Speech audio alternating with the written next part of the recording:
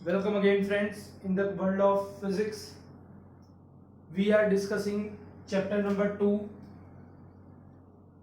Chapter number 2, in which we are discussing today about equipotential surface. Friends, ये topic बहुत ध्यान से समझना. इक्विपोटेंशियल सरफेस हमने फर्स्ट चैप्टर में डिस्कस किया था कि अगर मुझे इलेक्ट्रिक फील्ड का पिक्चोरियल रिप्रेजेंटेशन करना है तो इलेक्ट्रिक फील्ड का पिक्चोरियल रिप्रेजेंटेशन करने के लिए हमारे पास तीन अलग अलग मेथड्स थे जो मैंने डिस्कस किए थे. तीन अलग अलग मेथड्स में पहला मेथड था जिसको हमने नाम दिया था electric field can be represented pictorially with help of electric field intensity vectors for pictorial representation of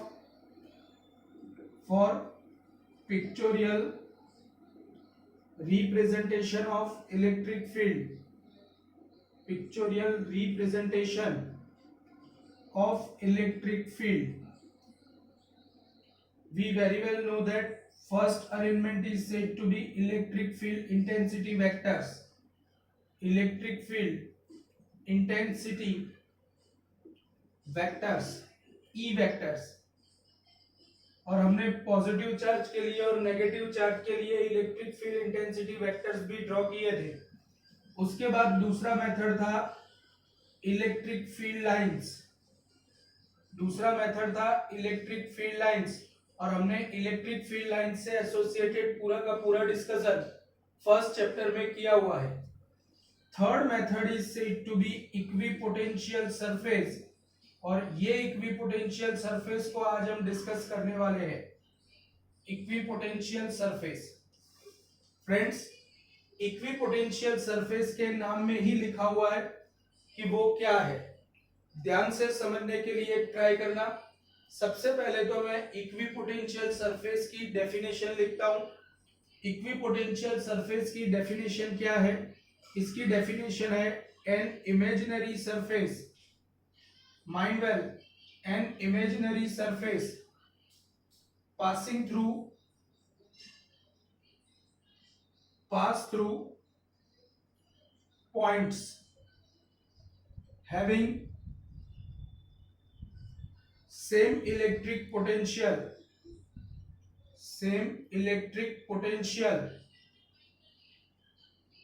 is called as equipotential surface.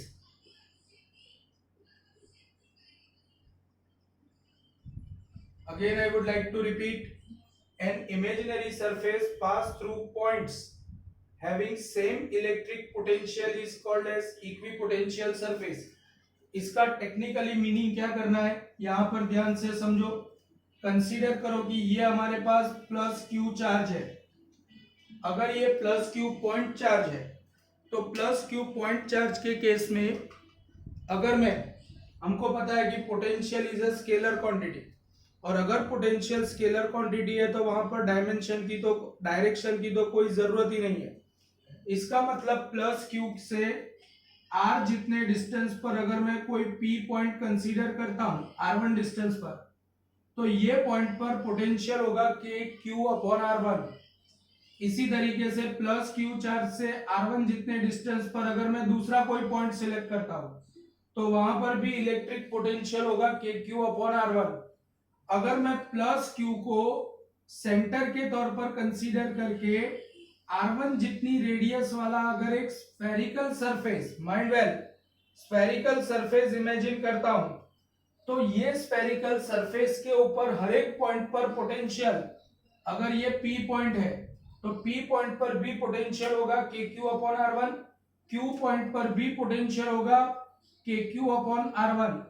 तो कहने का मतलब इतना है कि यहां पर अगर आप कैपिटल Q को सेंटर के तौर पर कंसीडर करके R1 जितनी रेडियस वाला एक स्फीयर कंसीडर करो तो वो स्फीयर की जो सरफेस होगी वो सरफेस कैपिटल Q चार्ज से हर एक डायरेक्शन में R1 जितने डिस्टेंस पर होगी, और हर एक डायरेक्शन में R1 डिस्टेंस पर होगी, तो हर एक पॉइंट पर पोटेंशियल होगा KQ/R1। तो ऐसी सरफेस को आप इक्वी पोटेंशियल सरफेस बोल सकते हो। इक्वी पोटेंशियल सरफेस का मतलब होता है an imaginary surface on which at each and every point of the surface electric potential is equal. इसी तरीके से अगर मैं इसको सेंटर कर कंसीडर करके अगर R2 जितनी रेडियस वाला दूसरा कोई स्फेरिकल सरफेस इमेजिन करता हूं तो ये सरफेस के ऊपर भी हर एक जगह पर पोटेंशियल सेम होगा। इसी तरीके से अगर मैं अंदर के साइड में R जितने डिस्टेंस पर अगर कोई सरफेस इमेजिन करता हूं तो ये ब्लैक कलर की सरफेस के ऊपर भी सब जगह पर पोटेंशियल इक्वल होगा। कहने का मतलब इतना है कि इस तरीके से आप कोई पॉइंट चार्ज को सेंटर कंसीडर करके कोई भी रेडियस वाला अगर स्फीयर कंसीडर करते हो तो ये जो स्फेरिकल सरफेस बनती है वो और कुछ नहीं, one kind of equipotential surface बनेगी। अब कहने का मतलब मेरा इतना ही है कि ये पॉइंट चार्ज का इक्विपोटेंशियल सरफेस है। अगर मैं यहाँ पर electric field intensity vectors draw करने जाऊं तो यहाँ पर इलेक्ट्रिक फील्ड इंटेंसिटी के वेक्टर्स हमको पता है कि पॉजिटिव चार्ज के केस में always coming outward and radial होते हैं। Electric field intensity vectors are always coming outward and radial. तो यहाँ पर मैंने लाल कलर से electric field intensity vectors plot किए हैं। अब मेरी बात बेटा यहाँ पर ध्यान से समझने के लिए ट्राई करना। अगर ये इक्विपोटेंशियल सरफेस के ऊपर मैं दो पॉइंट सिलेक्ट करता हूं P एंड Q और ये इक्विपोटेंशियल सरफेस पर अगर मैं दो पॉइंट सिलेक्ट करता हूं P एंड Q और कंसीडर करो कि मैं किसी चार्ज पार्टिकल को स्मॉल q चार्ज पार्टिकल को P से Q तक ले जाता हूं। अगर इक्विपोटेंशियल सरफेस पर मैं किसी चार्ज पार्टिकल को P से Q ले जाता हूं तो वर्क कितना होगा? तो वर्क डन और work required to bring unit positive charge from P2। it is not necessary कि यूनिट पॉजिटिव चार्ज को ही ले जाना है।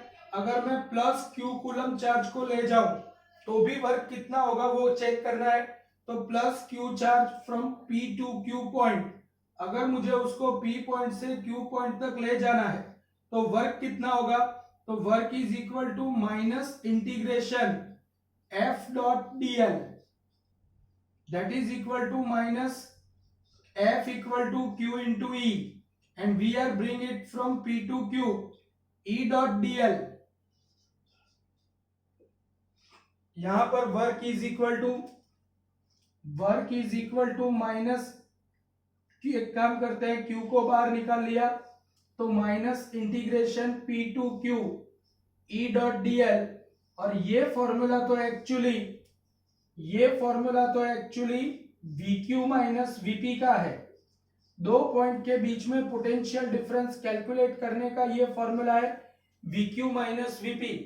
तो बेटा लेकिन हमको तो पता है कि P point and Q point are located on surface having same potential. अगर P पॉइंट और Q पॉइंट इक्वल पोटेंशियल पर है तो इसका मतलब तो ये हुआ कि VP is equal to VQ and if VP is equal to VQ is there then work done is equal to 0।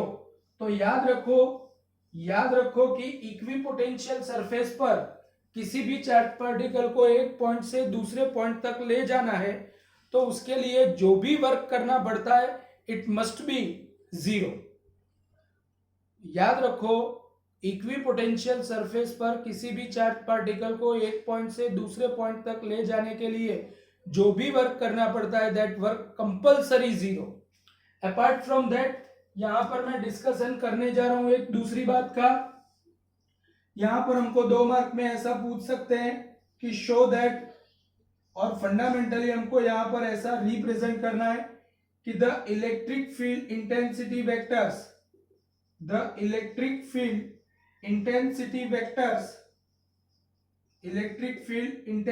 Vectors are always perpendicular to, always perpendicular to localized surface.